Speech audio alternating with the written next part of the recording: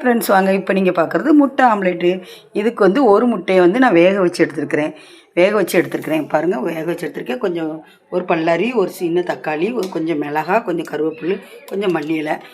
ஒரு முட்டையை நல்லா வேக வச்சு எடுத்துகிட்டு வடை சட்டியில் 4 ஸ்பூன் எண்ணெய் ஊற்றிட்டு, எண்ணெய் காஞ்ச உடனே அந்த முட்டையை போட்டாச்சு.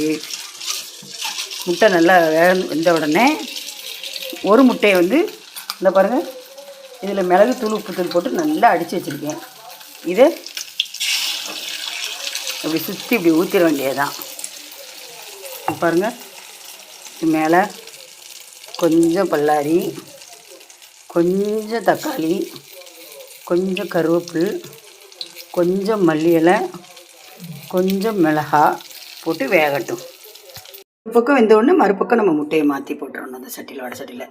அவ்வளோதான். வெந்த உடனே இந்த எடுத்து வச்சுட்டேன். பாருங்கள், மிச்சம் இருக்க பல்லாரியும் மிளகா மல்லியிலை போட்டு அலங்கரிச்சிருங்க. பிடிச்சிருந்தா லைக் பண்ணுங்கள், ஷேர் பண்ணுங்கள், கமெண்ட் பண்ணுங்கள், மறக்காமல் சப்ஸ்கிரைப் பண்ணுங்கள்.